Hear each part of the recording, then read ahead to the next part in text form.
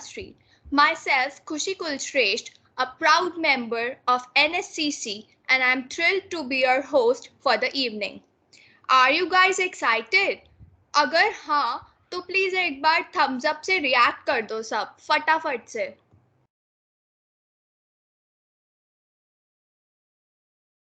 Okay, I can see lots of reactions. So, friends and folks, get ready for an extraordinary cybersecurity session as we have not only one but two speakers joining us today. Let me introduce them to you. Himang Bhaiya is in the senior tech team of NSCC and is currently working as a senior security analyst at HCL Tech. He is a certified ethical hacker and certified penetration tester by EC Council. He has done more than 5 internships as of now. With his extensive experience in identifying and mitigating cybersecurity risks, Himang Bhaiya is a recognized authority in the field. Next, we have Yuva Bhaiya, who is in the senior tech team of NSCC. He is the CEO and founder of tech community YCL Net Suraksha. With his passion for cybersecurity and impressive achievements, including being a guest speaker at Galgotia's University for a cybercrime awareness webinar, Yuva Bhaiya brings a unique perspective to the table. His dedication for spreading the awareness about cybersecurity and cybercrime prevention is truly commendable. I welcome you both and I would now like to request Himang Bhaiya to commence the event. Thank you, Khushi. Thank you for such a nice introduction. Really impressive. Thank you. So, hi everyone. Myself Hemang. Introduction दे दिया है खुशी ने काफी अच्छा. So, let's begin. Bhaiya, So, sorry to interrupt, but please turn on your video. video. Uh, okay, just a second.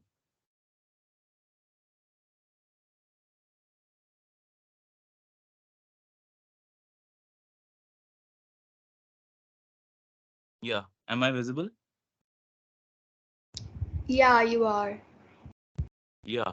So, this session, मतलब ये session काफी enhancing session रहेगा. जो बच्चे साइबर सिक्योरिटी में आना चाहते हैं, ये फील्ड एक्सप्लोर करना चाहते हैं, जिन्हें पता नहीं कि हैकिंग होती क्या है, कैसे होती है, लीगल है, इल्लीगल है, तो उस उन बच्चों के लिए ये सेशन एक end to end educating session रहेगा. सो इसका एजेंडा दिखाइए युवा. हुँ। सो ये एजेंडा है आज के सेशन का. इसमें first topic is introduction to cybersecurity. It is basically the introduction that what is cybersecurity, what all roles and responsibilities are there in cybersecurity.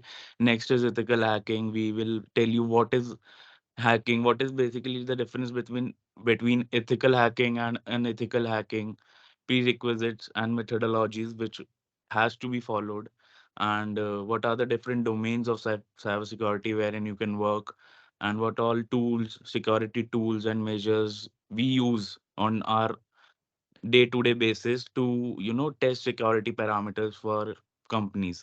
And after all, we will tell you the career opportunities you can land upon after certify certain certifications and all. So yeah, it will be an end-to-end session for you guys. Thank you. Now I would like to ask you what to continue the session. Thank you, Hemang, and hello everyone. My name is Yuva, and खुशी ने आप सबको हमारा intro तो दे ही दिया है, तो बिना किसी देरी के हम लोग शुरू करते हैं to our first part, which is introduction to cyber security. तो साइबर सिक्योरिटी एक हमारा बहुत बड़ा डोमेन है और ये क्या है, एक टेक्नोलॉजी या प्रोसेस बोल सकते हैं which is design to protect network devices या online services from attack, damage और अनऑथराइज्ड एक्सेस. आप सबको पता है कि कोविड-19 के टाइम सभी जो हमारे जॉब्स थे वो ऑनलाइन हो गए थे, तो नंबर ऑफ यूजर्स जो ऑनलाइन आए वो बहुत ज़्यादा थे. and because of which we need to protect our technology and services that various companies are providing. So आपको पता है जैसे जैसे आप डिमांड बढ़ती जाएगी वैसे वैसे प्रोफेशनल्स की रिक्वायरमेंट भी बढ़ती जाएगी. So cyber security plays a very important role to protect all the services that various organizations are providing. Not only services but devices as well. So आपको पता है that as cyber security leaders we have to create our message of influence because security is a culture and you need the business to take place and be a part of that security culture. Why cyber security? आपको पता है कि जैसे अब हम online आए हैं तो हमारा डेटा भी ऑनलाइन है. So we need to protect the data which is online. तो उसके लिए हमने CIA ट्राइड बनाया. ये होते हैं 3 पिलर्स ऑफ सिक्योरिटी जो हमारे डेटा को प्रोटेक्ट करते हैं. If there is any breach और any CIA pillar is not implemented correctly तो हमारा डेटा लॉस हो सकता है जिसकी वजह से कंपनीज और पर्सनल यूजर्स को काफ़ी नुकसान हो सकता है. So if we talk about CIA, the first one is confidentiality. It means preventing disclosure of information to unauthorized person. यानी जो यूजर को एक्सेस नहीं मिला हुआ किसी डेटा को एक्सेस करने के लिए तो वो उस डेटा को एक्सेस ना कर पाए. प्रिवेंट करना access of data. The second one is integrity. Integrity means that data must not be modified by unauthorized user. And the third one is availability, that it should be available whenever requested. अब मान लो आप Amazon का example ले लो. Amazon हमें services provide करता है ताकि आप उनके वेबसाइट पर प्रोडक्ट्स खरीद पाओ. बट मान लो किसी ने डॉस अटैक कर दिया यानी मल्टीपल पैकेट्स या रिक्वेस्ट सर्वर पर भेज दिए तो सिंपल सी बात है कि अगर इतने सारे रिक्वेस्ट या पैकेट चले गए तो सर्वर हैंडल नहीं कर पाएगा and there would be loss of the service that the Amazon server will be providing. हम किसी भी सर्वर का एग्जांपल ले लें. अगर आप हमारे कॉलेज का ले लें, अगर हम वेरियस रिक्वेस्ट या पैकेट हमारे सर्वर पर चले गए तो वो स्टॉप हो जाते हैं. जब 10th का रिजल्ट आता है और काफ़ी सारे स्टूडेंट्स एक्सेस करते हैं तो कई बार आपका सर्वर क्रैश कर जाता है. Why? Because of the server not able to access और हैंडल द सर्विसेज और the packets. So next is introduction to ethical hacking. अब साइबर सिक्योरिटी का एक पार्ट हमारा एथिकल हैकिंग होता है. As the name suggest, ethically hack करना या एथिकली एक सिस्टम का एक्सेस लेना with the permission of the owner. Various companies hire ethical hackers to penetrate their network और system and to find weakness और loop holes into the system. And आपको पता है इसकी डिमांड और सैलरी बहुत ज़्यादा होती है तो इसीलिए most people go in ethical hacking domain और ethical hacking career. So ethical hacking क्या बता रखा है? Independent computer security professional breaking into the computer systems. They don't damage the target systems nor steal the information and evaluate target system security and report back to the owners about the bugs found. कि हमने जिस तरीके से hack किया है और उसका जो वीकनेस आया है वो हम ओनर को बताएंगे ताकि वो रिपेयर कर पाए. Next, different types of hackers. So different types of hackers की बात करें so there are 3 types of hackers. Black hat hackers, white hat hackers and grey. Black आपको पता चल रहा है इविल, जो मैलिशियस यू एक्सेस लेते हैं और मैलिशियस इंस्ट्रक्शंस परफॉर्म करते हैं सिस्टम को हार्म करने के लिए. वाइट, जिन्हें हम एथिकल हैकर्स बोलते हैं, जो सिस्टम को प्रोटेक्ट करते हैं.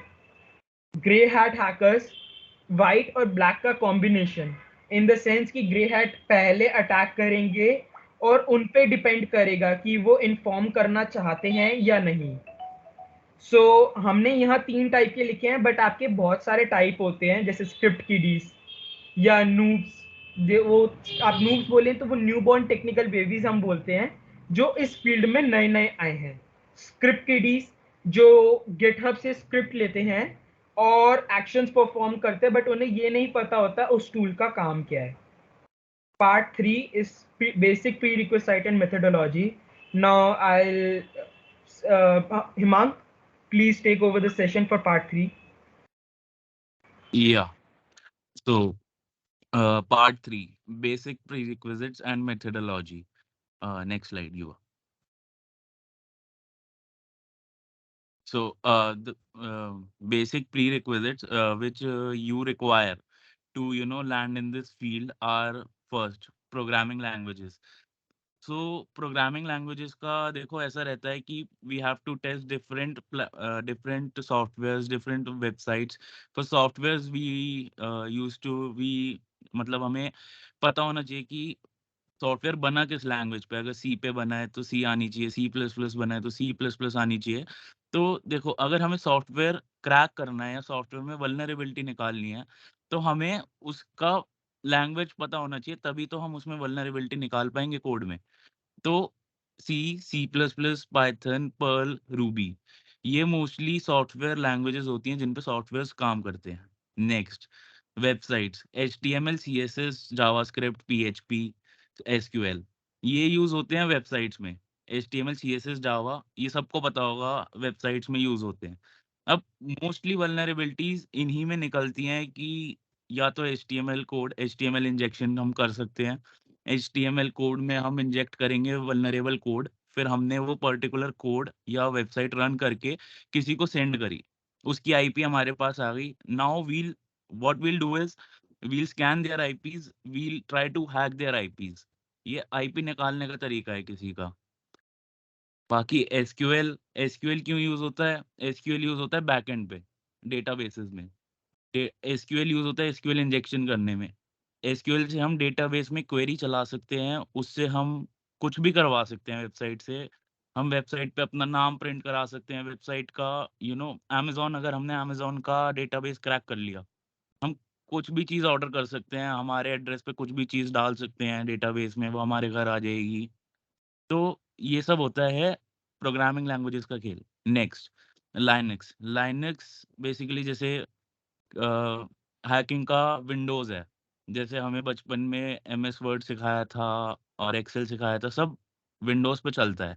लेकिन हैकिंग में विंडोज़ इतना यूज़ टू नहीं होता, लाइनक्स बहुत यूज़ टू होता है। और उसको डाउनलोड करके उसको वीएम पे चलाओ या फिर डुअल बूट कर लो अपने सिस्टम पे, क्योंकि Linux is the operating system which is you know the basics of hacking. इसी को यूज करके हम कोई भी हैक परफॉर्म कर सकते हैं, किसी पे भी, वेबसाइट पे, एंड्रॉयड एप्लीकेशन पे, सॉफ्टवेयर पे, सारी टेस्टिंग इस पे होती है।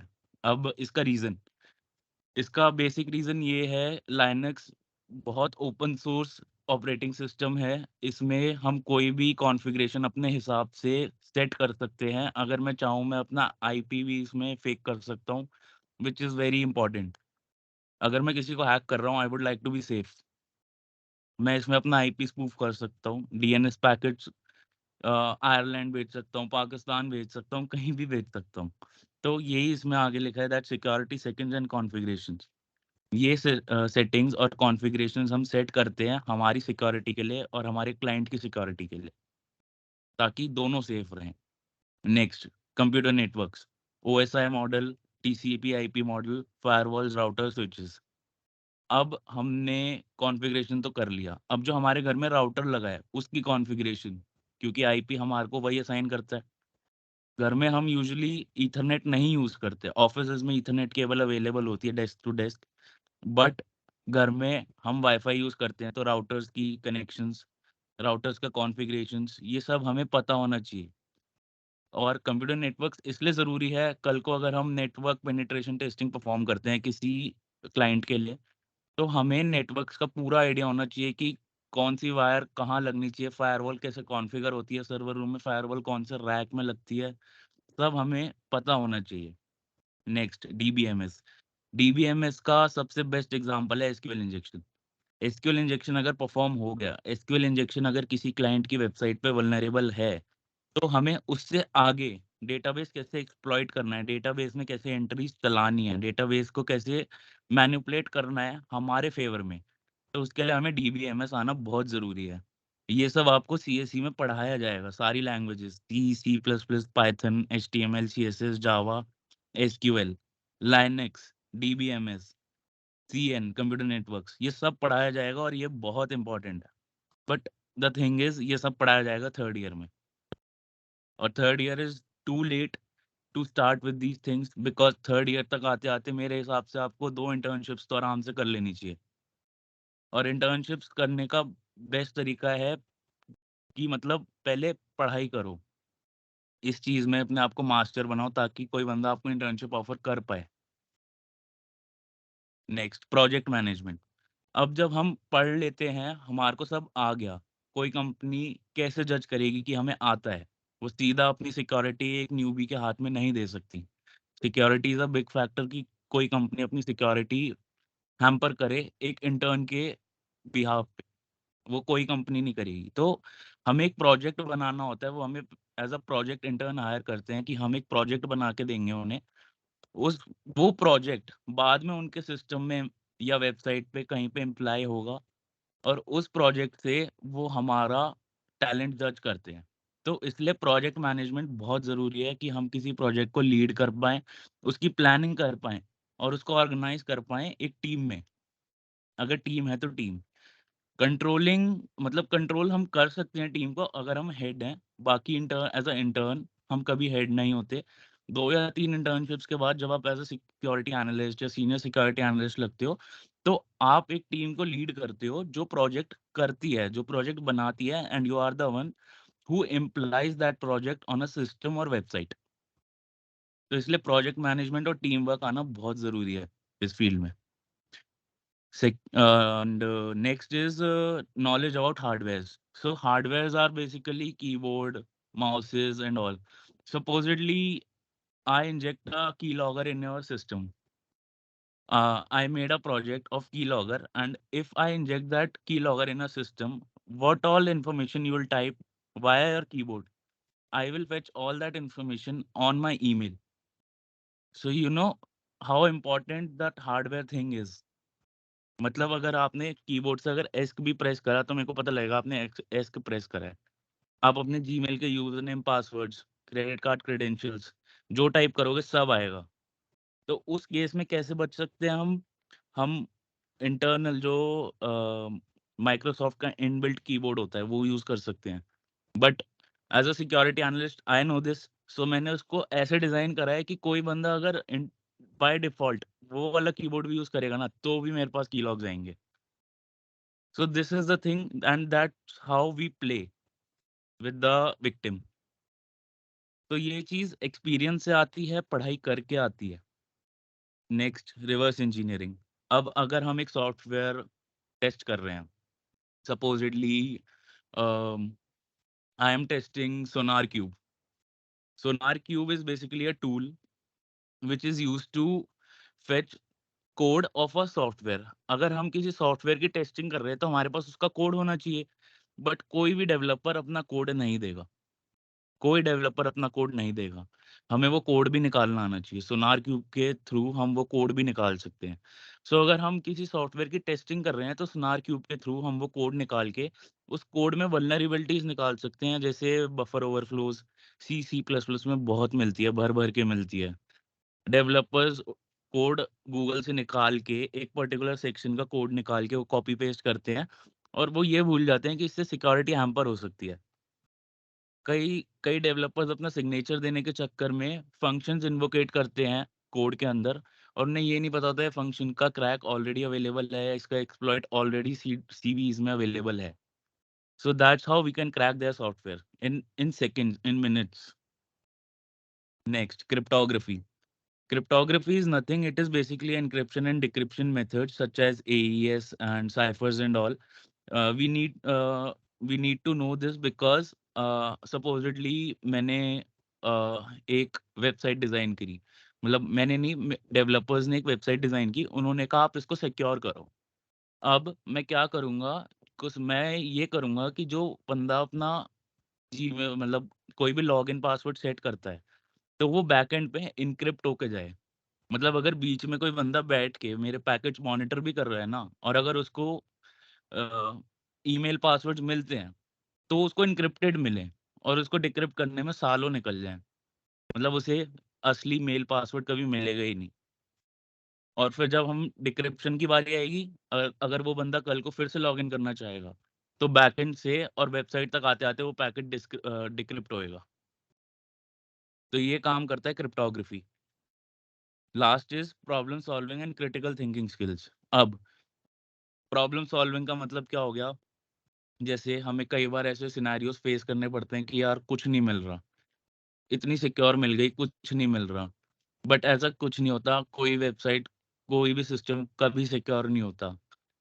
कोई ना कोई चीज़ सिक्योर करने के लिए एक ना एक चीज़ ओपन करनी पड़ती है और उसका क्रैक कहीं न कहीं अवेलेबल होता ही है, नहीं होता तो बन जाता है। इसको हम कहते हैं एक्सप्लॉइट राइटिंग। हम अपने खुद के एक्सप्लॉइट्स लिखते हैं अपनी कोडिंग स्किल्स को यूज़ करके। जैसे मैंने बोला प्रोग्रामिंग लैंग्वेजेज़ आनी चाहिए, तो हम अपने एक्सप्लॉइट्स लिखते हैं खुद। तो प्रॉब्लम सॉल्विंग मतलब हमें प्रॉब्लम्स का हल निकालना आना चाहिए। अगर हम कहीं स्टक हो गए तो हमें उसको सॉल्व करना आना चाहिए। Next is critical thinking skills. वही मतलब क्रिटिकली हमें थिंक करना आना चाहिए कि अब इससे बाहर कैसे निकलें, इसे हैक करें कैसे? मतलब हमें चोर की नज़रों से सोचना पड़ता है कि अगर मैं ये करूँगा तो ये होगा। जैसे हम एक छोटा-सा एग्ज़ाम्पल देता हूँ।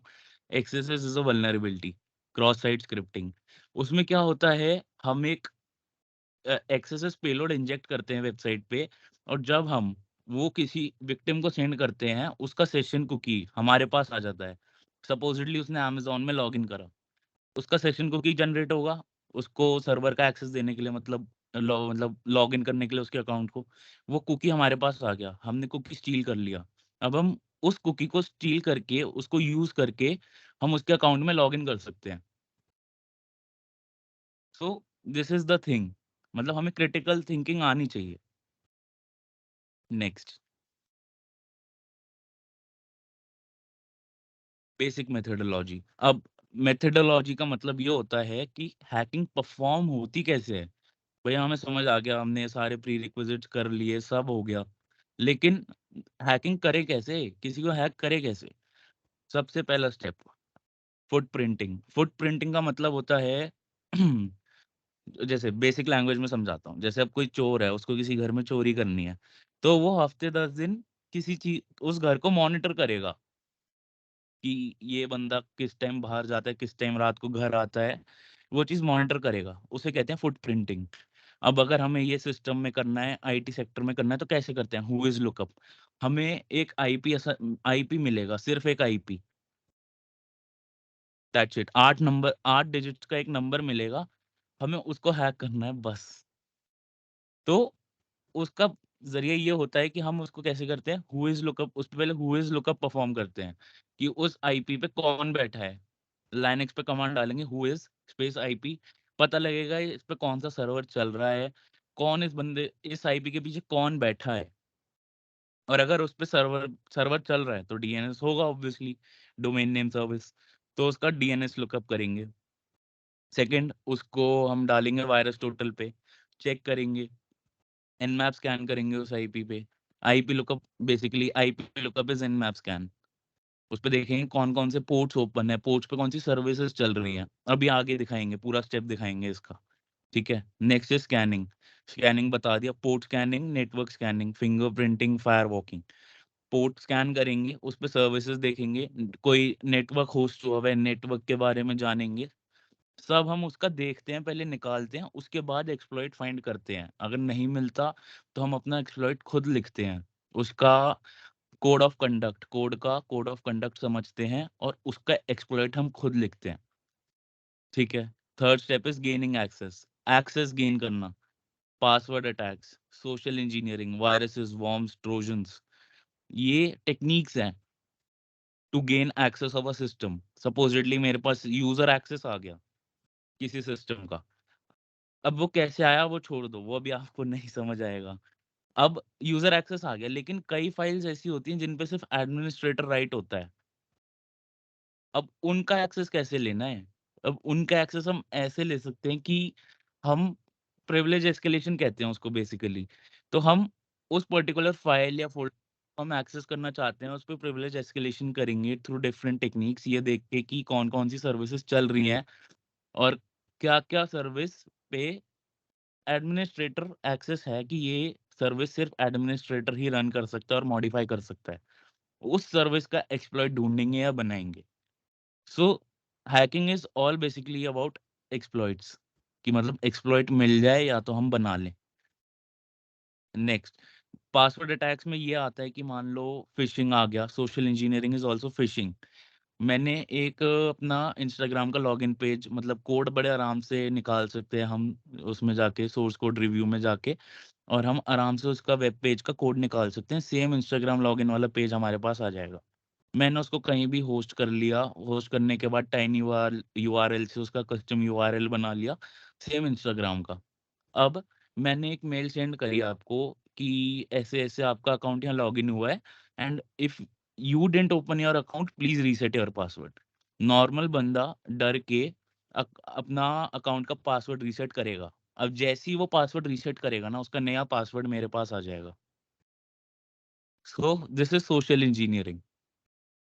वायरसेस, वॉर्म्स एंड ट्रोजन्स, ये सबने सुना होगा वायरसेस क्या होते हैं, कि कभी भी कोई वायरस आ गया तो वायरस क्या करते हैं, वायरस होते हैं मॉनिटर करते हैं, हमारे सिस्टम का एक्सेस देते हैं किसी को, हमारे सिस्टम में क्या क्या फाइल्स प्रेजेंट हैं वो किसी को बताते हैं।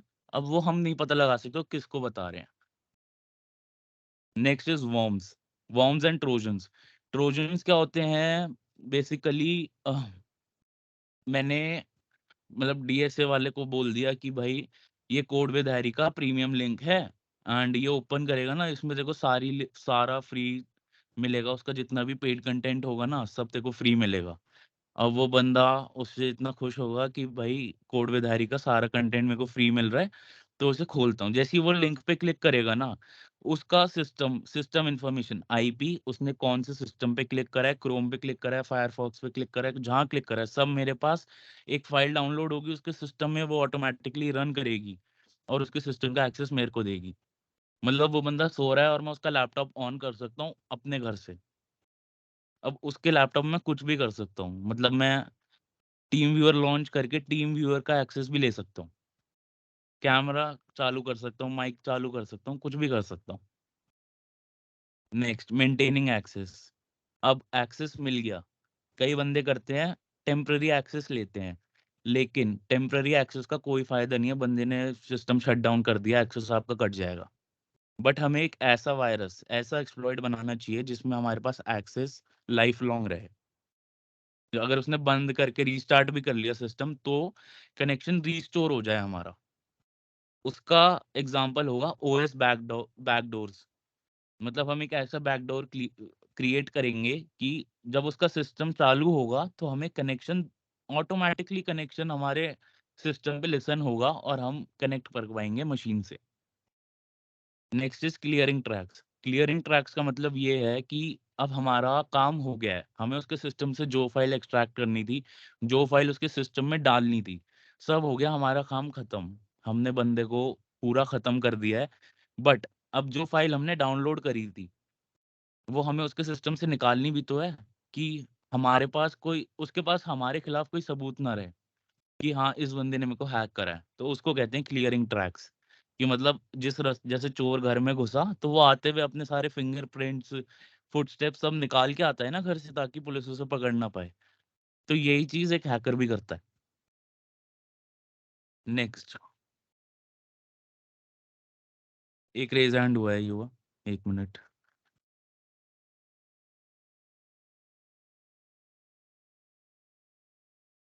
अच्छा नहीं हुआ, ठीक है। नेक्स्ट, युवा। सो थैंक यू हिमांक ये इंसाइट देने के लिए। अब जैसे आप लोगों को पता चल गया है कि साइबर सिक्योरिटी क्या होता है, एथिकल हैकिंग क्या होता है, क्या मेथोडोलॉजीज होती हैं, क्या टेक्निक्स होते हैं, तो अब इसके बाद जानना चाहिए हमें कि आप अपना जो ये सब नॉलेज गेन करने के बाद कैसे करियर में आप एक स्टेप आगे रख सकते हैं। So different domains of cyber security. So different domains of cyber security की बात करें तो पहला हमारा आता है वेब एप्लीकेशन पेनिट्रेशन टेस्टिंग। अब वेब एप्लीकेशन में क्या हो गया कि आपको वेब सर्वर्स, जैसे पेनिट्रेशन टेस्टिंग क्या होता है कि यूज़र जो ओनर होता है उसकी रिक्वेस्ट एक्सेप्ट करके या आप कह सकते हो उससे परमिशन लेके हम वेब ब्राउजर्स जो हैं या वेब सर्वर्स उन्हें टेस्ट करते हैं, उनमें बग्स फाइंड करते हैं, वीकनेस फाइंड करते हैं। और जो वेब सर्वर आपको पता है डेटा उस पर रखा होता है, वो एक स्टोरेज की तरह काम करता है। तो वो डेटा प्रोटेक्ट करने के लिए हमें उसकी वीकनेस हटानी पड़ेंगी, उसके लूपहोल्स हटाने पड़ेंगे। तो वेब एप्लीकेशन पेनिट्रेशन टेस्टर ये करता है कि उन वेब सर्वर से वीकनेस हटाता है। दूसरा बात करें तो Android and iOS app penetration tester. तो हमने वेब सर्वर का देखा, उसके बाद जैसे आपको हिमांक ने सोनार क्यूब का बताया, जो एप्लीकेशंस को टेस्ट करता है, उसकी वीकनेस निकालता है और फिर हमें मॉडिफाई करने में हेल्प करता है। ऐसे ही हमारी एक जॉब अपॉर्चुनिटी होती है Android and iOS application penetration testing की, जहां आपको वेरियस एप्स टेस्ट करने पड़ते हैं। और इसकी demand web application penetration testing उसकी and android application penetration testing की डिमांड अच्छी खासी है। दूसरा आता है network and system penetration testing. आपको पता है जितने भी आपकी कंपनीज होती हैं, उनमें कंप्यूटर्स जो होते हैं वो एक नेटवर्क पर कनेक्टेड होते हैं। तो उस नेटवर्क को कोई हैक ना कर पाए, सिस्टम्स को कोई हैक ना कर पाए, इसलिए जो रोल होता है वो है network and system penetration tester, जो पूरे नेटवर्क को एक्सेस करता है और टेस्ट करता है कि इनमें जो भी वीकनेस है वो बाहर निकाल पाए। अब जैसे जैसे कंपनीज बिल्ड होंगी, जैसे जैसे कंप्यूटर आप उस वैसे वैसे जॉब्स बढ़ती जाएगी, कंप्यूटर्स नेटवर्क से कनेक्टेड होंगे, हमें वीकनेस हटानी होगी, तो इनकी रिक्वायरमेंट बढ़ती जाएगी। फिर आता है क्लाउड सिक्योरिटी।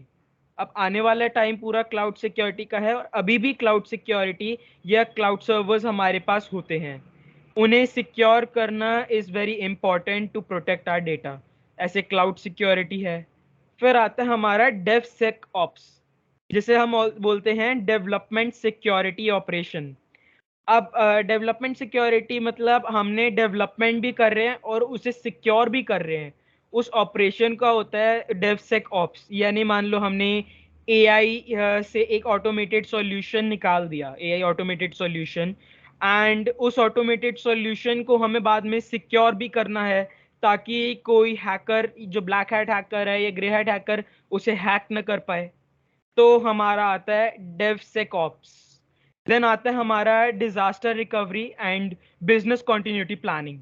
तो अब हम इसकी बात करें तो डिजास्टर रिकवरी क्या होता है कि ये कॉम्बिनेशन है स्ट्रैटेजीज, पॉलिसीज और प्रोसीजर्स का, कि किस तरीके से एक ऑर्गेनाइजेशन को रिस्पॉन्ड करना चाहिए या अडेप्ट करना चाहिए पोटेंशियल थ्रेट्स। ये पोटेंशियल थ्रेट्स या कह सकते हो अनफोर्सीन डिस्ट्रप्टिव इवेंट्स, जो हमारे सिस्टम को नुकसान पहुंचा सकता है या हमारे नेटवर्क को नुकसान पहुंचा सकता है विथ मिनिमल नेगेटिव इफेक्ट्स। दूसरे की बात करें तो हमारा आता है identity management and data security. तो identity management and data security क्या होता है कि आइडेंटिटी मैनेज करना, कि हमारे एक सर्वर के अंदर कोई अनऑथराइज्ड एक्सेस तो नहीं है। कोई अगर ये अनऑथराइज्ड एक्सेस है तो हमें उसे चेक करना है, उसे रिमूव करना है। कोई पैकेट्स जा रही है, कोई फाइल्स जा रही हैं, डेटा को सिक्योर करना है जो हमारे नेटवर्क पर है, तो वो हमारे लिए बहुत इंपॉर्टेंट होता है। फिर आता है हमारा internal auditing and risk management. तो इंटरनल ऑडिटिंग मैंने आपको बताया, एक नेटवर्क के अंदर पेनिट्रेशन टेस्टिंग और रिस्क मैनेज करना, जितना कम से कम रिस्क हो या मिनिमल रिस्क, हम या नो रिस्क, हम यही प्रेफर करते हैं कि नो रिस्क हो। बट एक टर्म होती है, एक कोड होता है ना साइबर सिक्योरिटी में, कि एवरीथिंग इज हैकेबल। तो हम यही कोशिश करेंगे कि वो कम से कम रहे, if not fully but minimal. So ये आपके डोमेन्स हैं साइबर सिक्योरिटी के अंदर। और भी कई सारे होते हैं, बट अगर हम एक्सप्लेन करने लगे तो टाइम लिमिट बहुत ज़्यादा हो जाएगा। तो हम नेक्स्ट पार्ट पे आते हैं, part 5, which is different security tools. So I will ask Himang to take over the session for this part. Okay, part 5 different security tools. इसमें हम डिस्कस करेंगे कि कौन कौन से टूल्स हम डे टू डे बेसिस पे यूज करते हैं फॉर सॉफ्टवेयर टेस्टिंग और वेब एप्लीकेशन टेस्टिंग और any sort of application testing. So इसमें आ जाता है बेसिकली, फर्स्टली मैं बता देता हूँ, एप्लीकेशन 3 तरह के होते हैं। Web application, Android application and iOS application. अब इनमें नोन वल्नरेबिलिटीज डिस्कस करते हैं सबसे पहले कि कौन-कौन सी वल्नरेबिलिटीज फेमस हैं और जो यूजुअली निकलती हैं इन सिस्टम्स में। सो वेब एप्लीकेशन यानी वेबसाइट में ओवास टॉप 10 निकलते हैं जो हम नेक्स्ट स्लाइड में डिस्कस करेंगे। ठीक है। एंड्रॉयड और iOS में निकलते हैं इम्प्रॉपर प्लेटफॉर्म यूसेज, मतलब प्लेटफॉर्म सही यूज नहीं किया। सपोजिटली कोई एप्लीकेशन है जो एंड्रॉयड के लिए बनी है बट बंदा वो iOS पे चला रहा है, उसका क्रैक निकाल लिया, पबजी का निकाल लिया, उसे एंड्रॉयड iOS पे चला रहा है बट वो बनी एंड्रॉयड के लिए है, तो वो सही परफॉर्मेंस नहीं दे पाएगी, तो बंदा कंप्लेन करेगा ये ऐप बहुत खराब है। बट भाई तूने प्लेटफॉर्म ही गलत चूज करा है।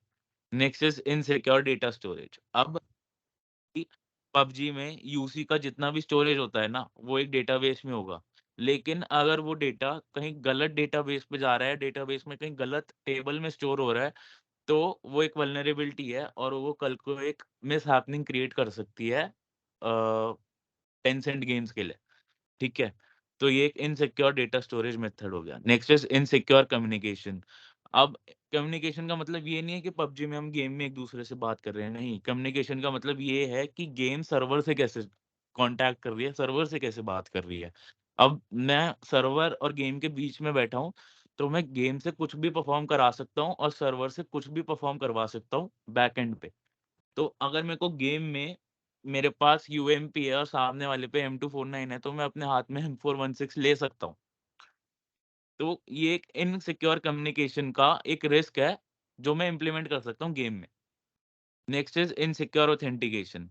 इनसिक्योर ऑथेंटिकेशन का मतलब हो गया कि अगर मेरे उसमें कैप्चा नहीं है, कोई एप्लीकेशन है जो एक लॉगिन पेज दिखाता है, एप्लीकेशन स्टार्ट होती है, जैसे हैकरज़ेरो यूनिवर्सिटी है। वो एक साइबर सिक्योरिटी एजुकेशन प्लेटफ़ॉर्म ही है, तो वो इतनी सिक्योर है कि वो हम यूज़ कर सकते हैं to study Android basically Android application है वो, तो एंड्रॉयड पेनिट्रेशन टेस्टिंग पढ़ने के लिए हम वो यूज़ कर सकते हैं। तो वो हमें पेज एप्लीकेशन खुलते ही वो हमें एक पेज देता है, लॉगिन पेज। उसपे अगर हमें ऑथेंटिकेशन रिकैप्चा नहीं है, कैप्चा लॉगिन कैप्चा चीज़ नहीं है उसपे, तो वो एक वल्नरेबिलिटी है, क्योंकि हम एक बॉट के थ्रू अनलिमिटेड लॉगिन अटेम्प्ट्स करके अपने सर्वर पे ट्रैफिक बढ़ा सकते हैं और उससे हम एड्स रन कर सकते हैं। कोई भी अगर हम एड वगैरह रन करना चाहें, तो वो ये देखते हैं कि ट्रैफिक कितना है, सर्वर सर्वर ट्रैफिक कितना है। तो सर्वर ट्रैफिक रोकने के लिए और डीडोस अटैक्स रोकने के लिए बेसिकली हम कैप्चा लगाते हैं। ऑथेंटिकेशन को सिक्योर करने का एक तरीका कैप्चा भी है।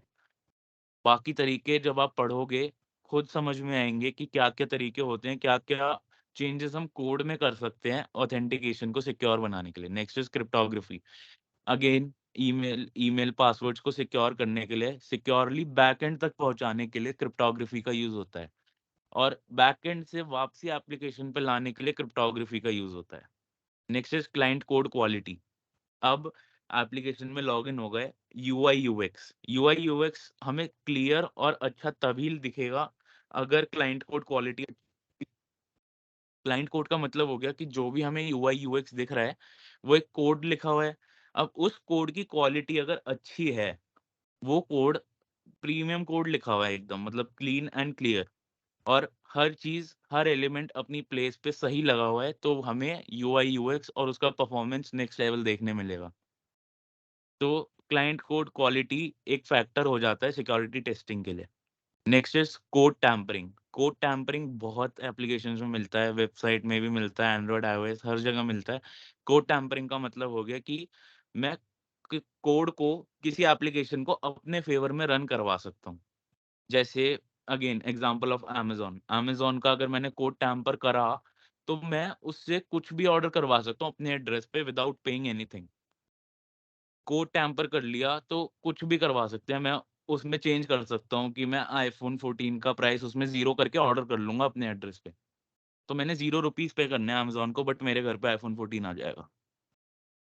तो ये एक सिक्योरिटी पैरामीटर हो जाता है। Next is networks and system penetration testing.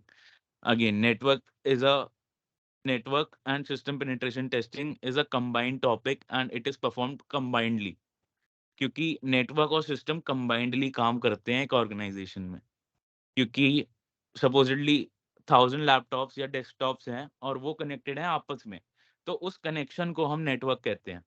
तो इसमें वल्नरेबिलिटीज क्या मिलती है? मिसकॉन्फिगर्ड फायरवॉल्स। अब और कोई मलिशियस पैकेट ना आए, उसके लिए हम फायरवॉल लगाते हैं कि बाहर का कोई पैकेट, मलिशियस पैकेट जो किसी भी डेस्कटॉप में जाके कुछ भी एक्सट्रैक्ट कर लेगा, उसको हम अवॉइड करने के लिए फायरवॉल लगाते हैं।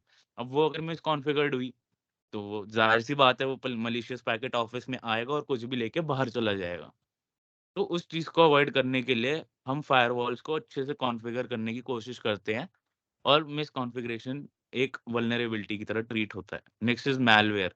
मैलवेयर इज़ बेसिकली, अगर मैंने सर्वर रूम में जाके एक malware injected pen drive server room में लगा दी, तो उस सर्वर रूम से मेरे पास पूरे ऑफ़िस का एक्सेस आ जाएगा। मैं कुछ भी करवा सकता हूँ, किसी भी सिस्टम पे करवा सकता हूँ, डिपेंड्स ऑन कि मैंने मैलवेयर किस टाइप का बनाया है।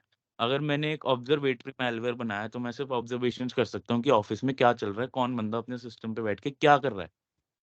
अगर मैंने एक नेक्स्ट लेवल मैलवेयर डिज़ाइन किया है कि मैं कुछ भी कट कॉपी पेस्ट कर सकता हूँ किसी सिस्टम में, तो मैं कोई भी फ़ाइल या फ़ोल्डर एक्सट्रैक्ट कर सकता हूँ और सेंड कर सकता हूँ वाया मेटास्प्लॉइट। वो हम आगे देखेंगे अभी इसी पीपीटी। आउटडेटेड और अनपैच्ड सॉफ्टवेयर। अब अगर हम मान लो कोई सॉफ्टवेयर यूज़ कर रहे हैं, सपोज़िटली हम MS Word day to day basis पे यूज़ करते हैं। अगर एमएस वर्ड एक सॉफ्टवेयर है जो हैक हो जाता है कभी, या जिसका क्रैक निकल जाता है, तो माइक्रोसॉफ्ट उसका एक अपडेटेड वर्ज़न लॉन्च करेगी मार्केट में, और वो सबके सिस्टम्स में अपडेट की तरह आएगा। बट अगर वो चीज़ नहीं करते और हम अपडेट नहीं करते, कई बार होता है हम अपडेट कैंसल कर देते हैं कि छोड़ ना यार, अपडेट है, टाइम भी लेगी, जगह भी लेगी, नहीं करते हैं। बट वो चीज़ ज़रूरी है, क्योंकि अगर हम आउटडेटेड या अनपैच करते हैं ना, तो हम हमेशा के लिए वल्नरेबल रह जाते हैं टू दैट वल्नरेबिलिटी। तो हमेशा हमें अपडेट्स करते रहने चाहिए वेल नोन कंपनीज़ के। जैसे एप्पल के अपडेट्स हम यूजुअली डिसग्रेड कर देते हैं कि छोड़, बहुत स्पेस लेते हैं, बैटरी भी खाते हैं, नहीं करते, बट हमें हमेशा करने चाहिए। Next, cloud security. Cloud security is basically cloud back security की बंदा कभी भी, कोई भी क्लाइंट या कोई भी ऑर्गेनाइज़ेशन हमेशा अपने बैकएंड का एक बैकअप लेके चलता है कि अगर बैकएंड हमारा कॉम्प्रोमाइज़ हो जाता है, या कोई बंदा हमारे बैकएंड की सारी एंट्रीज़ डिलीट कर देता है, तो हमारे पास एक बैकअप होगा to launch our website again. तो उस बैकअप में हमें क्या वल्नरेबिलिटीज़ मिलती हैं? First is misconfigured cloud storage. मतलब अगर हमारी क्लाउड स्टोरेज हमारे डेटाबेस से डायरेक्टली कनेक्टेड नहीं है, तो वो एक मिसकॉन्फिगरेशन है, क्योंकि अगर हमारे बीच में एक हॉप आएगा क्लाउड और डेटाबेस में, तो वो चीज़ भी सही नहीं है, क्योंकि जितने में वो हॉप से होके डेटा जा रहा है, इतने में अगर डीडोस कर दिया किसी ने, तो सारा डेटा गया और वो उस हॉप पे स्टक हो जाएगा। क्लाउड स्टोरेज तक पहुँचेगा ही नहीं। तो वो एक मिसकॉन्फिगरेशन हो जाता है। Next is insecure APIs. अगर हम कोई एपीआई यूज़ कर रहे हैं क्लाउड तक डेटा पहुँचाने के लिए डेटाबेस से, और वो खुद ही इनसिक्योर है, वो खुद ही हैक हो सकता है, तो हमारा डेटा तो इनसिक्योर हो गया। वो एपीआई पे जाएगा पहले, एपीआई से कोई और फेच करेगा और आगे भेजता रहेगा। तो वो खुद ही एक वल्नरेबिलिटी हो गई। Next is poor access management.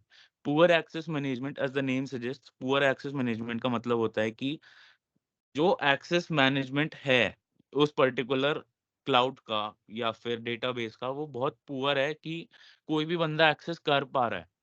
ऐसा नहीं होना चाहिए कि ऑफिस का कोई भी बंदा आ रहा है डेटाबेस में कुछ भी करके जा रहा है, ऐसा नहीं। यूजुअली अच्छी कंपनीज में 2 या 3 मेन हेड्स होते हैं जिन्हें हम डेटाबेस एडमिनिस्ट्रेटर्स कहते हैं, वही एक्सेस कर सकते हैं। और अगर किसी और को करना है तो वो एक मेल लॉन्च करते हैं उन बंदों को, और फिर वो बंदे परमिशन ग्रांट करते हैं। वो बंदे डेटाबेस में 7 एंट्री लेते हैं और वहाँ जाके अपने लैपटॉप्स कनेक्ट करके डेटाबेस की एंट्रीज चेंज करते हैं। ये सारा काम सर्वर रूम में ही होता है। सर्वर रूम कभी देखा हो तो बहुत बड़ा रूम होता है। जब किसी कंपनी में जाओगे या वॉक थ्रू होगा जब किसी कंपनी का, तो हर कंपनी में एक सर्वर रूम होता है, वो ज़रूर देखना। उसमें सारे नेटवर्क सिस्टम सब दिखेंगे। डेटाबेस का अलग से रूम होता है, उसमें कूलिंग पैड्स वगैरह सब होते हैं। Next,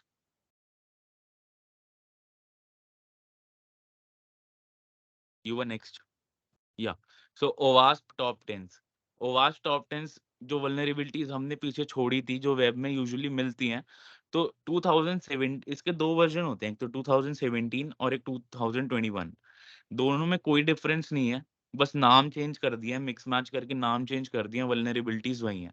but overall world world wide अगर आज की डेट में देखा जाए तो 2017 ही फॉलो होता है। जितनी भी बग बाउंटीज वगैरह, हॉल ऑफ फेम्स जो भी असाइन होते हैं बंदों को, रिवॉर्ड मिलते हैं, वो सब 2017 के बेसिस पे ही मिलते हैं। इवन बर्ब स्वीट जो हमें वल्नरेबिलिटीज दिखाता है वो इन्हीं नाम से दिखाता है जो 2017 में मिले थे। तो फर्स्ट आ जाता है injection. Injection means SQL injection. SQL injection का मतलब होता है कि हम किसी भी वेबसाइट पे अगर सर्च बार है, उसमें हम एक एसक्यूएल क्वेरी चलाते हैं। अगर वो हमें एसक्यूएल का एरर देता है, तो इसका मतलब एसक्यूएल इंजेक्शन है। हम कोई भी एसक्यूएल का सही कमांड, उसके डेटाबेस का नाम और टेबल के नाम फेच करके अगर हम वो डालेंगे, तो हमें पूरी डेटा उसकी वेबसाइट पे दिखेगी और हम कुछ भी चेंजेस करा सकते हैं और सब हमें वेबसाइट के ऊपर ही दिखेगा। तो एक एसक्यूएल इंजेक्शन होता है। इसकी बग बाउंटीज चलती हैं $10,000। बेसिक एसक्यूएल इंजेक्शन ये जितने भी हैं, ये सारे हाई लेवल वल्नरेबिलिटीज होते हैं और ये 5,000 टू $10,000 की रेंज में होते हैं, कोई हर कंपनी के। Next is broken authentication. कोई ऑथेंटिकेशन अगर ब्रोकन है किसी वेबसाइट के लॉगिन पेज पे, तो हम उसका एक पीओसी बना के किसी कंपनी को भेज सकते हैं कि आपका इस पेज पे ऑथेंटिकेशन ब्रोक है और मैंने बिना ऑथेंटिकेशन के लॉगिन कर लिया। ऐसा नहीं है कि ऑथेंटिकेशन नहीं होता, ऑथेंटिकेशन होता है बट ब्रोकन होता है। हम बिना ऑथेंटिकेट करे, बिना रिकैप्चा को टिक मार्क करे हम आगे बढ़ सकते हैं। रिकैप्चा बहुत छोटा एग्जांपल है बट कई बंदे बिना पासवर्ड के भी लॉगिन कर सकते हैं यूजिंग अ कुकी। तो वो एक ब्रोकन ऑथेंटिकेशन हो गया। Sensitive data exposure.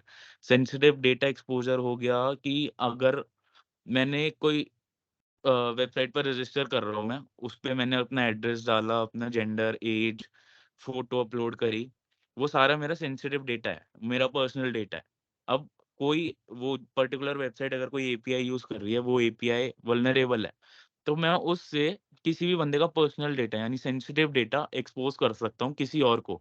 Dark web पे डाल दूँगा, ये बंदा ऐसे-ऐसे है, यहाँ है। तो उससे हार्म किसी को नहीं है। बट अगर कोई बंदा किसी की, अगर कोई टेररिस्ट है वो किसी को ढूंढ रहा है जो इंडिया में हो, जो बच्चा बीपीआईटी में पढ़ रहा हो, सीएसई में हो, उसका दोस्त बनना है क्योंकि कॉलेज में बॉम्ब फुड़वाना है, तो ऐसे वो बंदे ऐसे ढूंढते हैं ऐसे बच्चों को, ऐसे बंदों को ऐसे ढूंढा जाता है।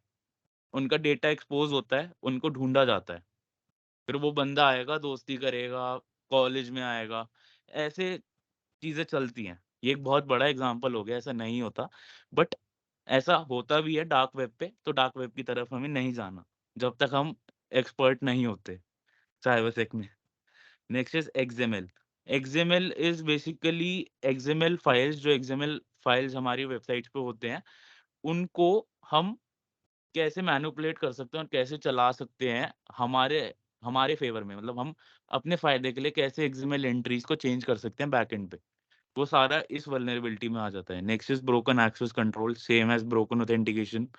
Next is security मिसकॉन्फिगरेशन।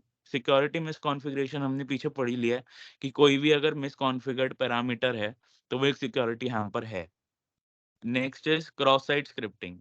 Cross site scripting भी हमने डिस्कस कर लिया है कि जैसे क्रॉस साइट स्क्रिप्टिंग 3 तरह के होते हैं, रिफ्लेक्टेड, स्टोर्ड एंड डॉम। तो रिफ्लेक्टेड मीन्स अगर कोई भी पेलोड वापसी वेबसाइट पे रिफ्लेक्ट करता है।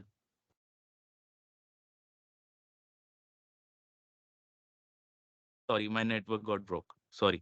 या तो अगर कोई भी पेलोड वेबसाइट पे रिफ्लेक्ट करता है, तो उसको हम कहेंगे रिफ्लेक्टेड एक्सेस, और उसे हम दिखा सकते हैं किसी कंपनी को जो बग बाउंटी ऑफर कर रही है कि भाई आपका ये एक्सेस पेलोड आपकी वेबसाइट पे इंजेक्ट हो गया है और ये रिफ्लेक्ट कर रहा है।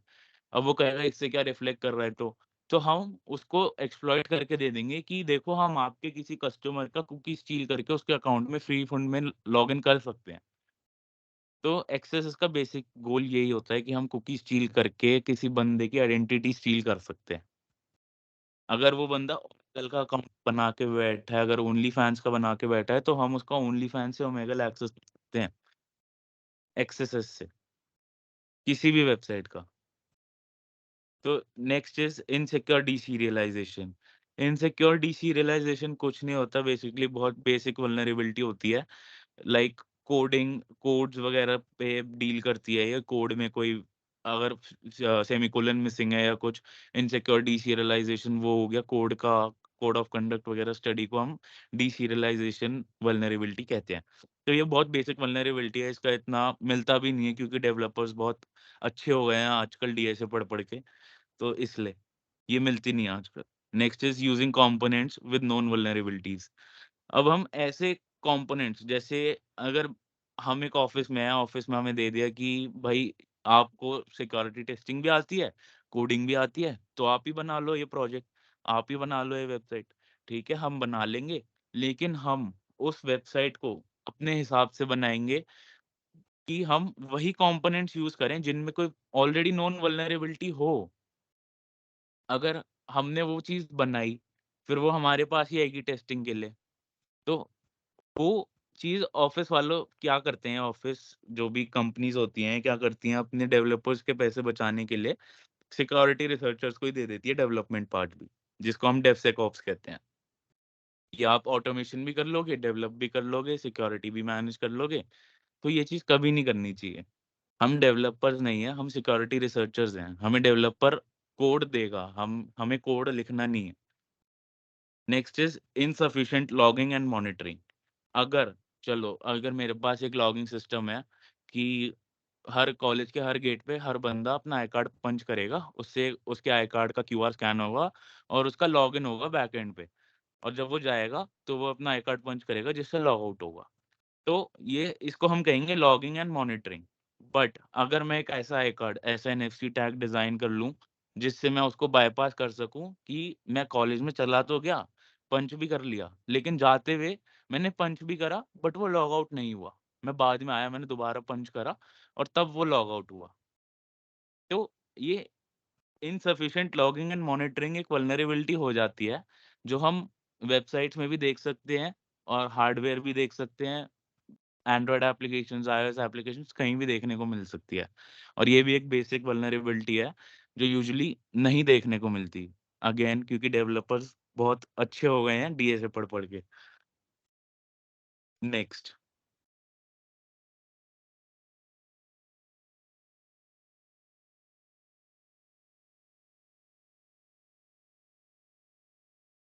Next you next.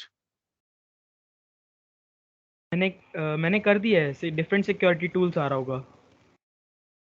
नहीं, मेरे पे वास्प टॉप 10 ही आ रहे हैं। हम्म, हाँ, आ गया। Okay. So the basic tools which we use to test security parameters on day-to-day basis are Nmap, Google। Google सही में गूगल भी एक टूल है जिसको हम हैकिंग के लिए यूज कर सकते हैं। वायरस टोटल सबने सुना होगा, वायरस टोटल फाइल्स या यूआरएल्स को वायरसेस के अगेंस्ट टेस्टिंग के लिए। Metasploit, Burp Suite, Wireshark and SonarQube, ये बेसिक टूल्स हैं हर डिफरेंट डोमेन्स के, जो हम अभी आपको समझाएंगे। नेक्स्ट स्लाइड हुआ।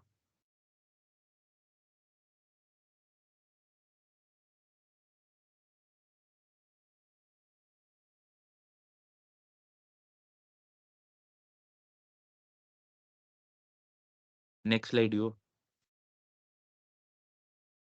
मैंने कर दिया प्रेजेंट एनमैप का। हाँ, लेट लोड हो रहा है, फिर ठीक है, कोई नहीं। Next Nmap. अब हमें एक आईपी मिल गया, हमने सारा रिकनेसेंस कर लिया, सारी फुटप्रिंटिंग सब कर ली, फिर हमें एक आईपी मिलेगा किसी पर्टिकुलर सिस्टम का, नेटवर्क का, फायरवॉल का, स्विच, राउटर, किसी भी चीज का एक आईपी मिलेगा। अब उस आईपी पे हम स्कैनिंग परफॉर्म करेंगे एनमैप को यूज करके, चाहे तो हम एग्रेसिव स्कैनिंग यूज करेंगे जिसमें हमारा को पूरा कच्चा चिट्ठा सब मिल जाएगा उस पर्टिकुलर आईपी का, कि वो कितने पैकेट्स हॉप करके हमारे पास आ रहा है और कितने पैकेट्स हॉप करके सर्वर पे जा रहा है, कौन सी सर्विस रन हो रही है, किस पोर्ट पे हो रही है और कौन सा प्रोटोकॉल वो पर्टिकुलर पोर्ट यूज कर रहा है। तो ये सब हमारे को एनमैप बता देता है। अब जैसे ये एक एनमैप स्कैन है, ये एक वर्बोस स्कैन है, जैसे ऊपर कमांड लिखी हुई है nmap -sv। sv means verbose scan. ये एक फ्लैग बोलते हैं इसको, जो हम अपना अटैक स्पेसिफाई करने के लिए लाइनक्स की कमांड में यूज करते हैं। और कमांड क्या है? nmap। सिंपल nmap स्कैन करने के लिए nmap कमांड है, इतना भी डिफिकल्ट नहीं है हैकिंग। ठीक है, तो अब इसमें हमें दिखता है, नीचे एक टेबल दिखती है कि पोर्ट, और नीचे ये सारे पोर्ट्स और उनके आगे प्रोटोकॉल लिखे हैं। कि 22 पे टीसीपी प्रोटोकॉल चल रहा है, ट्रांसफर कंट्रोल प्रोटोकॉल, एंड 25 पे भी टीसीपी, 80 पे भी टीसीपी। नेक्स्ट आगे हमें दिखता है कि इस पे सर्विस कौन सी चल रही है। अब 22 पे एसएसएच चल रही है, एसएसएच का आगे वर्जन और नाम दिख गया। अब नीचे 80 पे हमें दिख रहा है एचटीटीपी चल रही है, जिसका मतलब है कि कोई सर्वर होस्ट हुआ है जिस पे कोई वेबसाइट रन कर रही होगी। तो हम उस जैसे आगे लिखा हुआ है अपाचे एचटीटीपीडी 2.4.7, अब हम इसका एक्सप्लॉइट ढूंढेंगे। अब सबसे पहले तो हमें पता चल गया कि इस वेबसाइट पे, इस पोर्ट पे एक वेबसाइट चल रही है। हम ये आईपी गूगल में पेस्ट करेंगे, मतलब क्रोम में पेस्ट करेंगे और वेबसाइट ओपन करेंगे, थोड़ा ब्राउज करेंगे कि वेबसाइट किस बारे में है। उसको ब्राउज करा, कुछ नहीं मिला, सर्च बार्स दिखे, उसमें हमें थोड़ा एसक्यूएल इंजेक्शन का ट्राई करा, एक्सएसएस का ट्राई करा, कुछ नहीं हुआ। ठीक है, फिर हम आएंगे अपाचे पे, अपाचे की नोन वल्नरेबिलिटीज निकालेंगे। नेक्स्ट,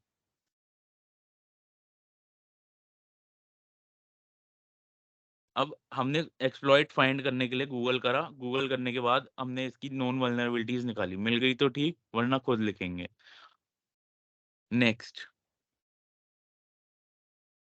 तो इस वजह से गूगल जो है हमारा एक सिक्योरिटी टूल हो जाता है। अब हमें नहीं मिला अगर, या सपोजिटली मिल गया, अब एक एक्सप्लॉइट की फाइल मिल गई, अब मैं डायरेक्टली डाउनलोड नहीं कर सकता, कर लूंगा तो मैं सिक्योरिटी रिसर्चर किस बात का। फिर अगर मैं फाइल का यूआरएल पहले यहाँ डालेंगे, यूआरएल में जाके उसका चेक करेंगे कि कोई वायरसेस वगैरह तो नहीं है। नेक्स्ट, अब हमें यूजुअली एक्सप्लॉइट्स जो मिलते हैं वो मेटास्प्लॉइट के लिए मिलते हैं। अब मेटास्प्लॉइट क्या है? Metasploit is a computer security project that provides information about security vulnerabilities and aids in penetration testing and signature development. ये एक टूल है जो नॉन वल्नरेबिलिटीज को पेनिट्रेशन टेस्टिंग में इम्प्लाई करके हमारे को एक एनवायरनमेंट देता है to hack and listen on. ठीक है, अब ये उसका यूआई हो गया मेटास्प्लॉइट का, और इसमें जैसे लिखा है हम एक रिवर्स टीसीपी हैंडलर चालू कर रहे हैं अपनी आईपी पे, पोर्ट नंबर 444 पे। तो अब ये इसने कनेक्शन स्टार्ट कर दिया हमारा, जैसे लिखा हुआ है मेटाप्रेटर सेशन 1 ओपन, इसका मतलब कनेक्शन मिल गया है। अब कनेक्शन मिल गया, उसके बाद हम लिखेंगे शेल कमांड, इससे हमें किसी कंप्यूटर का शेल एक्सेस मिलेगा, जिसे हम सीएमडी एक्सेस भी बोलते हैं। जैसे शेल लिखते ही नीचे आ गया, सीएमडी खुल गया ना उस पर्टिकुलर सिस्टम का। तो ऐसे चलती हैं चीजें, मतलब ऐसा नहीं है कि हम सीधा ही उसकी स्क्रीन देख पाएंगे या कुछ ग्रीन ग्रीन ग्रीन ग्रीन लिखा आ गया जैसे मूवीज में दिखाते हैं, ऐसा नहीं होता। नेक्स्ट, अब burp suite is a tool which is an integrated platform for performing security testing of web applications. अब burp suite जो है वो एक टूल है जो वेब एप्लीकेशंस की सिक्योरिटी टेस्टिंग परफॉर्म करने के लिए यूज होता है, और इसका यूआई कुछ इस तरह सा दिखता है। अब इसमें एक टैब होता है इंट्रूडर रिपीटर करके, उसमें हम जाके अपने वेबसाइट का यूआरएल पेस्ट करते हैं, और उस पे हम रिक्वेस्ट कैप्चर करके रिस्पॉन्स मॉनिटर करते हैं कि रिस्पॉन्स में कोई, रिस्पॉन्स वही हो गया सर्वर से बातचीत, सर्वर से कम्युनिकेशन, वो चीज़ हम सब मॉनिटर करते हैं और उसमें टेस्ट करते हैं। ऑटोमेटेड टेस्टिंग भी करता है बर्प स्वीट। जैसे ये राइट हैंड साइड सारी वल्नरेबिलिटीज आ रही है जो रेड में है, जिसके आगे रेड साइन है, वो सारी हमारी क्रिटिकल वल्नरेबिलिटीज हैं, जैसे SQL injection, cross site scripting, सब लिखा हुआ है, clear text submission of password, मतलब क्रिप्टोग्राफी का यूज नहीं हो रहा है, एसक्यूएल इंजेक्शन हो रहा है और एक्सेस हो रहा है। तो ये सारा हमारा बर्प स्वीट में आ जाता है वेब एप्लीकेशन टेस्टिंग के लिए। नेक्स्ट,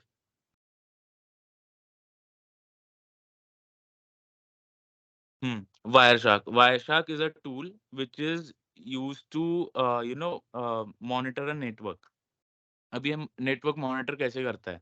ये एक पर्टिकुलर, अब नेटवर्क समझने के लिए हमें पैकेट समझने पड़ेंगे। कोई, हम किसी नेटवर्क पे बातचीत कर रहे हैं, अगर मैं चैटिंग कर रहा हूँ तो मेरा एक मैसेज पैकेट में होके, किसी पैकेट में रैप होके मेरे सामने कोई सपोजिटली मेरा फ्रेंड है, मेरे फ्रेंड के पास एक पैकेट में रैप होके जाएगा।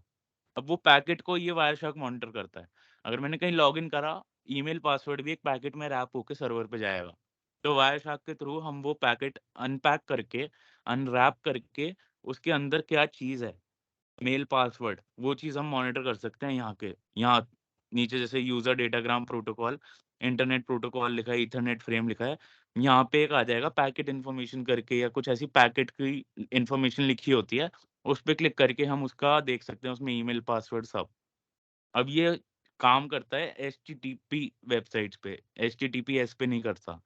तो इसलिए ही TLS सर्टिफिकेट्स हमारी यूज़ में आए थे, क्योंकि ये चीज़ लॉन्च हो गई थी, हैकर्स ये चीज़ यूज़ करने लग गए थे। Next. SonarQube. SonarQube is an open source platform for continuous inspection of code quality to perform automatic reviews with static analysis of code to detect bugs in latest softwares. So SonarQube basically एक tool है जो softwares में vulnerabilities या code review करने के लिए काम आता है। ये हमें सॉफ्टवेयर्स का कोड निकाल के देता है और उस कोड में खुद वल्नरेबिलिटीज निकाल के देता है कि जैसे सेमीकोलन वगैरह मिसिंग है, नॉर्मल चीज़ें हमें निकाल कर कोड क्वालिटी हमें बता देता है। बाकी काम सिक्योरिटी रिसर्चर का ही है, हमारा ही है, हमें ही कोड को डीबग करना है, उसमें से बग्स निकाल के डेवलपर को देने हैं। नेक्स्ट।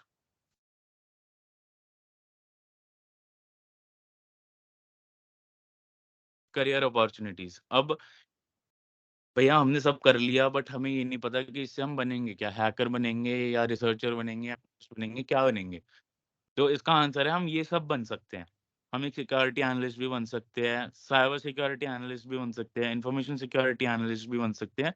अब इन तीनों में क्या फ़र्क होता है, इसमें जॉब्स एंड रिस्पॉन्सिबिलिटीज़ का फ़र्क होता है हमारा, रोल्स एंड रिस्पॉन्सिबिलिटीज़ सॉरी, कि सिक्योरिटी एनालिस्ट क्या करता है कि बेसिकली जितना भी हमारा जो भी प्रोजेक्ट होगा उसकी पूरी सिक्योरिटी का एनालिसिस और सब वही देखेगा। साइबर सिक्योरिटी एनालिसिस का मतलब क्या हो गया, वो कंसल्टेंट भी हो गया, वो एनालिस्ट भी हो गया। इंफॉर्मेशन सिक्योरिटी का मतलब क्या हो गया, आईएसओ स्टैंडर्ड्स पे काम करता है। Information security analyst ISO standard पे काम करता है। आज आईएसओ 27001 ये यूज होता है मोस्टली कंपनीज में to test the security parameters. Next, security engineer. Security engineer क्या करता है, जितना भी हार्डवेयर थिंग होता है, सिस्टम थिंग होता है, वो सारा सिक्योरिटी इंजीनियर देखता है। थिंग्स का मतलब जितना भी सिस्टम टेस्टिंग होता है, जितना भी नेटवर्क टेस्टिंग होता है, hardware testing, keyboard, mouses, pen drives, network adapters, ये सब वही बंदा टेस्ट करता है, security engineer. Same ethical hacker. Ethical hacker is basically a hacker, supposedly I want to hack my friends account, तो मैं एक एथिकल हैकर हूँ, मेरे को अकाउंट हैक करना आता है, किसी का इंस्टा हैक करना है तो मैं कर लूंगा, बट वो अनएथिकल है, बट मेरे लिए वो एथिकल है। बट अगर देखा जाए तो वो अनएथिकल है, क्योंकि मैं अपने फ्रेंड का नहीं कर रहा, मैं अपने फ्रेंड के फ्रेंड का कर रहा हूँ। मेरे पास फ्रेंड ऑफ फ्रेंड की परमिशन नहीं है, मेरे फ्रेंड की परमिशन है। तो एथिकल और अनएथिकल में जो डिफरेंस है वो एक वर्ड लाता है, वो है परमिशन। नेक्स्ट है सिक्योरिटी कंसल्टेंट। कंसल्टेंट क्या होता है कि कोई कंपनी किसी भी सिक्योरिटी रिसर्चर को कंसल्ट करती है कंप्यूटिंग, नेटवर्किंग और टेक्नोलॉजी रिलेटेड, कि हम कैसे अपनी सिक्योरिटी को और एनहांस कर सकते हैं या बढ़ा सकते हैं। Next is IT internal auditor. IT internal auditor का मतलब क्या होता है कि कोई कंपनी अपना फॉर्म कराती है किसी सर्विस बेस्ड कंपनी से, और उस सर्विस बेस्ड कंपनी को ऐसे ऑडिटर्स या रिसर्चर्स चाहिए होते हैं जो एज अ फ्रीलांस उस पर्टिकुलर क्लाइंट के लिए काम कर पाए, उसका नेटवर्क सिस्टम या जो भी रिक्वायरमेंट है, वेब एप्लीकेशन, एंड्रॉयड एप्लीकेशन, उस पे काम कर पाए, उस पर्टिकुलर क्लाइंट के लोकेशन पे या सर्वर पे, सिस्टम पे, कहीं भी जो भी क्लाइंट की रिक्वायरमेंट है, उसको ऑडिटर कहते हैं। Next. Okay, thank you, thank you everyone. Any doubts, किसी को कोई डाउट है? एक डाउट आया है, एकता।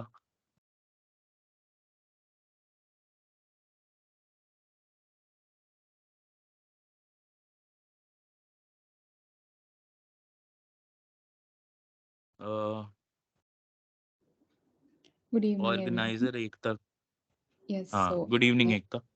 good evening. Thank you. First of all, thanks to both the speakers. It was an insightful session. And I have a couple of doubts, so I hope it is okay if the time permits, right? या First of all, I would like to ask you about the domain crypto investigation and forensic. I'm a blockchain enthusiast, and fortunately enough, we have next session lined up for the blockchain only. But I wanted to know, since it comes under the umbrella of cybersecurity, what do you think is the future impact, and how can one get into it? And yes, I have a couple of doubts to us. So okay. I would like to explain one. You know that most हाँ of the servers that store their data, they don't store it in plain text. वो हमेशा एक उसको या तो hash value में रखते हैं, आपका हैश वैल्यू यानी क्रिप्टोग्राफी। हमारे अलग अलग क्रिप्टोग्राफी मेथड्स हैं, हमारा AES है, DES है, ऐसे काफ़ी सारे हैं हमारे। तो आने वाले टाइम में इसमें रिसर्च भी बहुत सारी होगी। और अगर आप क्रिप्टोग्राफी इन्वेस्टिगेशन में जाना चाहते हैं तो बहुत स्कोप है इसके लिए, क्योंकि आप को सर्वर पे जो भी डेटा स्टोर हो रहा है उसको आप किस बेटर वे में हैश रख के आप कर सकते हो, वो सारी बात आ जाती है। what all research you can do, how much advanced cryptographic hash you can find, that's all on you. I guess एक तो करेंसी के बारे में आपने क्रिप्टो करेंसी बोले, क्रिप्टोग्राफी बोला है? क्रिप्टो बोला था इन्होंने, बट ब्लॉकचेन का एग्जांपल दिया था ना, तो क्रिप्टो करेंसी को रेफर कर रहे होंगे वो। ऑर्गेनाइजर एक बार एक तक तो माइक पे कंफर्म करेंगे आप एकता please? Right. So I was talking in terms of cryptocurrency, and I would request organizer. I won't unmute until it is very important. So yes, please don't disable my mic. Yes, okay sir. So I so was talking in terms of cryptocurrency. So since it crypto needs to be regulated, and governments all over the world want to check for the illegal activities and transactions. So yes, I was. That is why I was asking this question, since I was interested in making a project uh, related to that. okay, so in your project you can basically how you your question is how you can improve your security parameters, right? Right, and as well as track down the transactions, criminal activities through their transactions, something like that. So if we first use case of our project would be to since there currently there are more than 22,000 cryptocurrencies, crypto tokens. So first of all we Mhm. want to track down the scam tokens which are just there to scam people. So yes, we want to identify them and make people aware about them. Secondly, we hope in future we can possibly scale us a project to that scale to to visualize and to track down the transactions about which are using excess amount of money and how it is getting regulated. So we want to focus on that. Mhm. So, basically, increasing security in cryptocurrency, first of all, एक example देता हूँ छोटा सा, कि अगर मैंने आपको crypto currency send करनी है, सपोजिटली आप मेरे को कोई सर्विस देते हो एंड यू आस्क मी कि आप पेमेंट क्रिप्टो क्रिप्टो के टर्म्स में करें या तो इथीरियम करें या फिर बिटकॉइन के टर्म्स में मेरे को पेमेंट करें। बट अगर मेरा वॉलेट डार्क नेट पे होस्टेड है, मेरे आपको नहीं पता लगेगा कि मैंने कौन से एड्रेस से आपको पेमेंट की। आपका एड्रेस मेरे पास है, आपने मेरे को एक एड्रेस दिया होगा, किसी वॉलेट वॉलेट एड्रेस दिया होगा अपना, मैं उस वॉलेट एड्रेस पे पेमेंट कर दूँगा, क्रिप्टोस ट्रांसफर कर दूँगा। बट आपको मेरा एड्रेस नहीं मिलेगा, क्योंकि वो डार्क नेट पे और मिलेगा भी तो गलत मिलेगा and you can do nothing about that. बिल्कुल। सो उस चीज़ में हम क्रिमिनल्स को कैसे ट्रैक डाउन कर सकते हैं, उसका एक मतलब जो मैं सोच रहा हूँ कि मतलब हम कैसे ट्रैक डाउन कर सकते हैं कि हम अपना जो वॉलेट एड्रेस भेजेंगे, हम वो भी डार्कनेट पे होस्ट करें और उसको हम इस तरह कॉन्फ़िगर करें कि जो हम वॉलेट एड्रेस सेंड करेंगे, लिंक होगा और उस लिंक में हम एक वायरस या ट्रोजन इंजेक्ट करेंगे उस लिंक के पीछे एज़ अ बैकडोर कि हमें उसकी लोकेशन जियो लोकेशन, आईपी लोकेशन और बेसिकली अगर हमारे पास हुआ इतना स्कोप तो वेबकैम कुछ भी हम उस लिंक में ऐसा वायरस बना के इंजेक्ट कर सकते हैं और जब वो बंदा लिंक पे क्लिक करेगा ना तो वॉलेट एड्रेस ही खुलेगा। आपको वही मतलब ट्रांजैक्शन पेज ही दिखेगा उस बंदे को वॉलेट का, बट उसके पीछे जो स्क्रिप्ट चल रही है ना, उससे उसका जो है पूरा एक्सप्लॉइट हमें हो जाएगा और हम उसका जो आईपी वो छुपा रहा है ना, जो वॉलेट एड्रेस वो छुपा रहा है, वो सब हमें मिल जाएगा। सपोज़िटली उसने उस लिंक पे पेमेंट भी कर दी ना, उसका अगर हम अकाउंट क्रेडेंशियल्स भी चुराना चाहें, हम वो भी चुरा सकते हैं। उसके बाद अकाउंट में लॉग इन करके हम उसका पूरा क्रिप्टो भी खाली कर सकते हैं। तो ऐसा कुछ एक्सप्लॉइट हम बना सकते हैं इन माय नॉलेज। बिल्कुल। So then for the project I hope मैं आप लोगों को और कन्वीनियंट मतलब आपको बहुत तंग करूंगी आगे bye connecting you personally right for the project and No issue. next I have few general doubts. Three everyday scenarios hain, something that I have experienced in my life and I have no idea how to tackle them. First of all, very simple. जैसे कि आजकल सभी phone use करने लगे हैं, तो मैंने अपने नानू को भी बेसिक वो ऐप्स यूज़ करते हैं, like WhatsApp, Instagram, sorry WhatsApp, YouTube, Facebook, Microsoft teams. But कभी-कभी कुछ ऐसी फंक्शनैलिटीज़ इससे चेंज हो जाती हैं या उनको कभी-कभी कुछ फ्रॉड मैसेजेस आते हैं या कोई उनके मतलब फ़ोन में फीचर्स चेंज हो जाते हैं। सो ही गेट्स वेरी पैनिक्ड कि क्या हो गया एकदम से, एंड ऐसे वो सुनते भी रहते हैं न्यूज़ में कि ऐसे फ्रॉड्स हो रहे हैं। So it gets very difficult to make him understand कि ऐसे क्या हो रहा है, and a lot of time मुझे खुद भी समझ नहीं आता है कि you know why this thing is happening. So कोई ऐसा कोई फीचर हो या कोई ऐसा कुछ हो कि हम we can restrict his activity, मतलब उनके फ़ोन में और कुछ मतलब न्यू अपडेट्स ना आए unless and until we you know allow them, और एक्स्ट्रा मैसेजेस, स्कैम मैसेजेस ना आए। तो समथिंग लाइक दिस पॉसिबल? हाँ, मतलब पहले ये बताइए वो एंड्रॉइड यूज़ करते हैं या आईओएस यूज़ करते हैं? एंड्रॉइड। एंड ठीक है, एंड्रॉइड में एक सबसे अच्छा फीचर होता है जो आईओएस में नहीं होता कि हम अपडेट्स म्यूट कर सकते हैं। सेटिंग्स में जाके सॉफ्टवेयर अपडेट्स में जाके जनरल होता है, नहीं आईओएस में होता है सॉफ्टवेयर अपडेट्स, नीचे अबाउट फोन में सॉफ्टवेयर अपडेट्स होता है शायद, वहां जाके हम सॉफ्टवेयर अपडेट्स म्यूट कर सकते हैं।